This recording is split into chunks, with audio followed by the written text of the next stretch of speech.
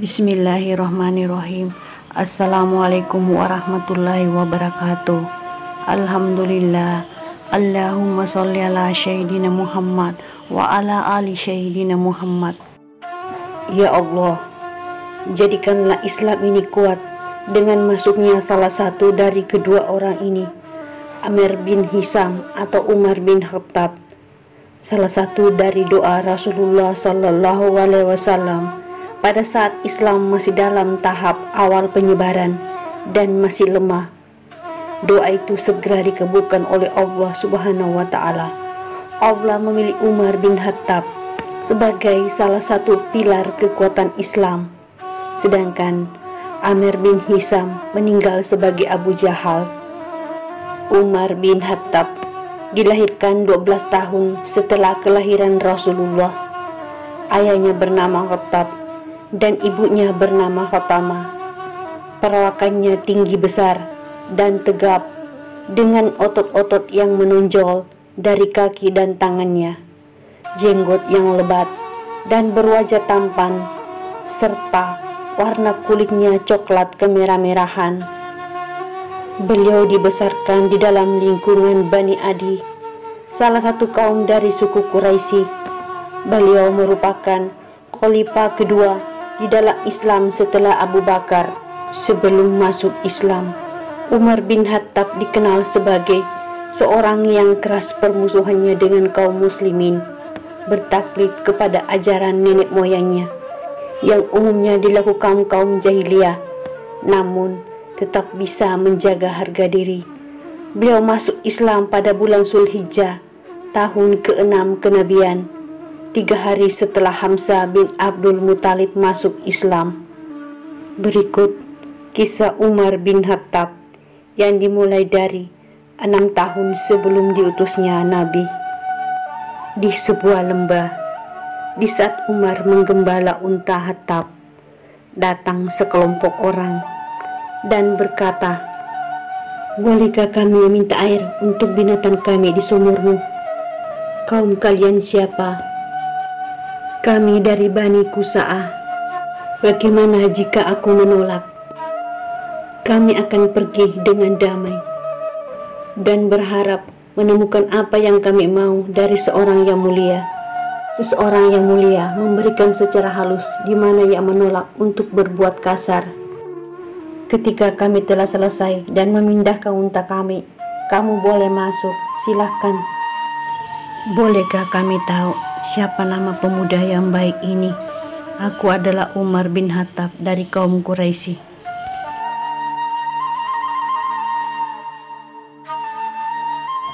"Umar, ini kayu bakar yang kau butuhkan, Tante.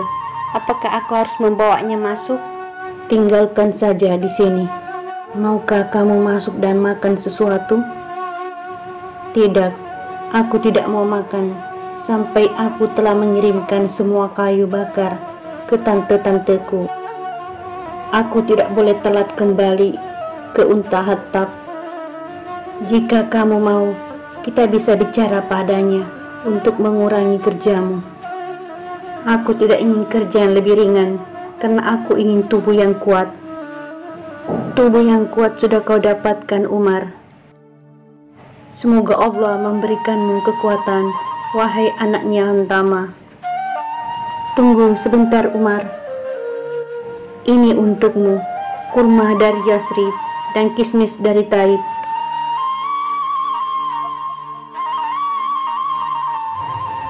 "Apa yang membawamu pulang pada waktu ini? Dan bagaimana dengan unta?" "Aku mengumpulkan kayu bakar untuk tante-tanteku." "Dan untanya?" "Untamu tak apa-apa, Ayah." "Bukankah kamu harusnya tanyakan orang yang menjaga untamu, anakmu sendiri, Ayah?" "Anakku baik-baik saja, ketika untanya baik-baik juga." "Maka tenanglah, Ayah. Unta tersebut baik-baik di lembah Manjanan. Aku tidak akan meninggalkan unta Ayah." "Terus, kenapa kau masih di sini?" "Ku takut seseorang akan mencurinya jika kamu tinggalkan di lembah."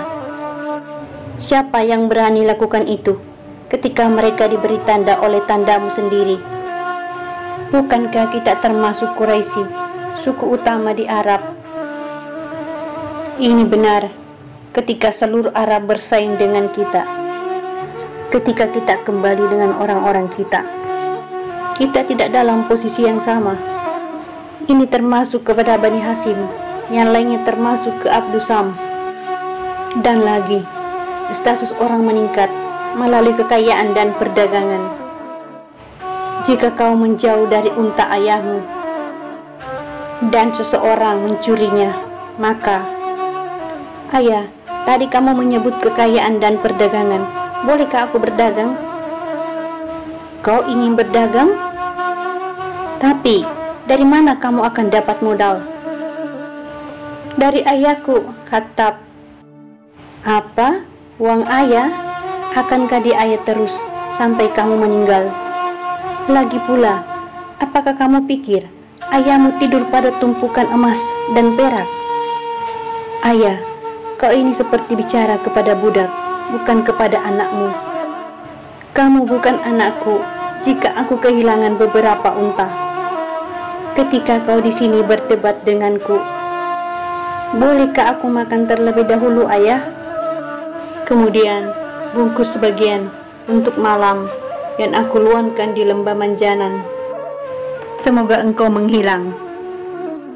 Kapan kamu sampai di lembah itu? Di mana lembah itu sangat jauh dan kamu lagi ingin istirahat di sini.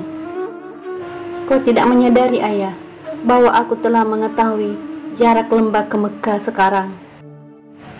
Jika kau tidak menunjukkan kebaikan pada anakmu sendiri, setidaknya berbuat baiklah pada keledaimu. Ia membutuhkan istirahat. Lalu kenapa kamu pulang? Aku tidak memerintahmu untuk membawa kayu bakar untuk tantemu yang dari Bani Maksum. Bukankah aku harus mengabdi kepada tanteku, ayah? Pengabdianmu pertama kali adalah kepada ayahmu, Umar. Jika aku tidak mengabdi kepada ayah, maka aku menunjukkan pengabdian kepada tante-tanteku. Maka pergilah secepatnya. Aku akan menyelesaikan untuk kamu berdua, wahai ayah. Bisakah Umar istirahat malam ini di Mekah, ayah? Dan aku keluar menjaga unta di lembah Manjanan sampai Umar menemuiku besoknya. Kau akan menjaga unta? Apa kau memujiku atau mencela, ayah? Tidak keduanya, tetapi engkau tidak bisa melakukan pekerjaan ini sebaik Umar lakukan. Dan juga sebaliknya, Umar tidak bisa melakukan pekerjaanmu sebaik engkau lakukan. Barang siapa yang memenuhi janji tidak akan dikecam, dan barang siapa yang teguh dalam pendirian tidak akan goyah. Barang siapa takut akan kematian, maka kematian akan menguasainya, walaupun dia lari dengan menggunakan tangga menuju langit. Barang siapa yang berkecukupan tapi menolak untuk menolong orang, akan tidak diakui dan dikecam. Hei, apa yang membawamu ke sini? Apa kau membawa berita buruk? Aku membawakanmu makanan, Umar. Apakah kau lakukan perjalanan sejauh ini hanya untuk membawakanku makanan? Aku telah kenyang memakan kurma tanteku. Kenyataannya adalah aku bosan dengan pertemuan tersebut. Di mana yang dibicarakan leluhur kita kalau bukan bisnis dan perdagangan? Posisimu di sini lebih baik, Umar, kecuali jika Khattab mempekerjakanmu secara berat. Aku tidak mengeluh. Di tempat terbuka ini, kehidupan memberiku kejernihan pikiran, ketajaman penglihatan, perasaan yang murni, dengan tanpa hambatan. Unta, ketika kau memperlakukan mereka seperti yang aku lakukan, dan kau akan menyadari bahwa mereka butuh pengurusan yang layak. Kau akan bisa mengenal mereka secara individual. Tiap-tiap sesuatu memiliki perangai, kebiasaan, kebutuhan, dan kemampuannya sendiri. Tiapnya berkumpul pada kawannya, tetapi tidak ada dua unta yang identik. Ketika kau menyadari penuh akan hal ini, maka kau mengurus mereka sebagai kawan dan melihat mereka sebagai individu. Dan kau akan baik kepada mereka sebagaimana ibu kepada anak-anaknya. Di mana ini berlaku untuk unta, terlebih kepada manusia. Hidup mereka tidak akan berkembang sampai mereka mempunyai pemimpin mengurus mereka. Barang siapa yang memberontak akan binasa. Serigala hanya menyerang domba yang sendirian. Jika orang-orang bersatu, tiap-tiap orang tersebut akan memiliki sifat dan pikirannya sendiri. Mereka akan mengejar langkahnya sendiri, kepentingan dan apa yang diinginkan oleh mereka. Tak ada satupun yang bisa menggantikan yang lain. Jika tidak seperti itu, manusia tidak akan butuh kepada yang lain. Tidak ada yang butuh apa yang dimiliki orang lain. Maka bersama-sama, bagaimana mengatur kepribadian mereka dan perbedaan mereka sehingga mereka bersatu. Sungguh kau penuh kebijakan, Umar, walaupun kau masih muda, walaupun para orang tua menginginkan orang semacam engkau. Apa ini? Bukankah engkau mengatakan, Umar, ingin melakukan perdagangan? Berangkatlah ke Syria bersama kafilah Quraisy dan penuhi mimpimu. Ketika engkau kembali, Umar, ceritakan kepadaku tentang istana dan pertanian serta wanita cantik di sana. Damaskus, 2 tahun sebelum diutusnya Nabi. Umar, kawanku, selamat datang pemimpin Ghassan. Hati-hati jikalau pemimpin Ghassan yang sebenarnya mendengarmu, dan dia akan melaporkanku kepada Kaisar Bizantium. Dan aku bukan saingannya, aku hanya pedagang. Bagaimana kabarmu, Umar? Baik, dan kau? Aku baik pula, terima kasih Tuhan atas nikmatnya. Bagaimana perjalananmu dari Mekah, Umar? Ya, baik. Ini, kau bisa lihat, adalah teman-teman Bizantiumku dan juga kolega bisnisku, Umar. Aku telah menceritakan kepada mereka tentang engkau, mengatakan bahwa kami telah berjual beli dengan engkau, di mana engkau orang terpuji dan baik, Umar, yang tidak meninggikan harga. Hei, kau telah menawar seperti yang sering kau lakukan, bahkan sebelum kau melihat barang-barangku. Kau selalu melakukan pujian sehingga bisa melunakkanku. Kau pikir Umar akan tertipu dengan perkataan seperti itu? Dan aku tidak akan meminta harga tinggi jika kau melakukan hal yang sama. Aku hanya menjual kepadamu sehingga aku bisa membeli barangmu, dan pujianmu akan dibalas dengan pujian yang sama.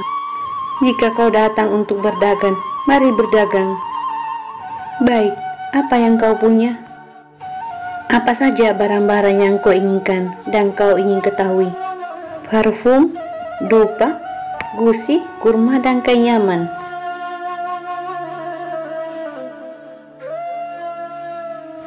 Umar, bagaimana dengan koleksi barang yang aku butuhkan? Darimu dan teman-temanmu, simpanglah semuanya untukku. Aku akan memberimu komisi, hanya antara kita berdua. Apa yang salah? Aku hanya melayani kebutuhanmu. Niat yang buruk, jalan yang kau pilih untuk menguntungkan aku. Kau ingin aku tidak jujur sesama temanku, membuat untung di belakang mereka. Jika kau monopoli barang, maka kau bisa menaikkan harga, dan kau tentukan harga sesukamu. Aku bicara kebenaran, dan aku tidak setuju dengan sistem perdaganganmu yang merugikan teman aku. Ketidakadilan. melahirkan buah kejahatan. Jika kau tidak suka diperlakukan dengan tidak adil, maka kau harus memperlakukan orang lain dengan adil. Apakah agamamu mengajarkan seperti ini, Umar? Maksud saya, apakah berhala-berhala yang kamu sembah mengajarkan seperti ini? Jika agama tidak mengajarkanku seperti ini, tapi moralitas, integritas, dan kejujuran dibutuhkan dalam hidup. Dan bagiku, seperti inilah agama yang harus dijalankan. Kalau kamu, apa yang diajarkan agamamu mengenai perbuatanmu? Apakah dinar dan dirham adalah agamamu? Walaupun kau menunjukkan kau menganut agama lain, jika agamamu tidak membatasi engkau, lalu bagaimana integritasmu sebagai orang Arab? Ujar Umar. Atau moralmu sudah mulai rusak karena bergaul dengan orang-orang Bizantium? Kita adalah raja di atas Arab di sini. Kamu adalah raja untuk orang-orangmu sendiri, sebagaimana para orang Bizantium adalah rajamu. Maka kau mengabdi kepada mereka. Mereka menggunakan engkau untuk memenuhi tujuan mereka dalam perang mereka. Tapi kau tidak diizinkan menjadi bagian pemerintahan mereka. Itulah Umar, penuh bijak, bermoral dan berintegritas, serta jujur dan adil, walaupun dia belum masuk Islam. Berikut Umar 1 tahun sebelum pengutusan Nabi. Umar bersama teman-temannya berjalan dan melihat-lihat situasi sebuah pasar. Seorang lelaki yang menang dalam arena adu kekuatan menantang yang lain untuk adu kekuatan dengannya. Ada penantang yang lain, ada yang berani. Dan teman-teman Umar mengatakan, pergi dan panggil Umar. Umar, kau orang yang paling mengetahui syair di antara kita. Siapa penyair terbaik yang kami dengarkan? Umar, kau di sini rupanya. Ayo Umar, tunjukkan bagaimana kebanggaan Quraisy. Dia bukan tandinganmu. Ayo Umar, dia milikmu. Ayo, dia milikmu.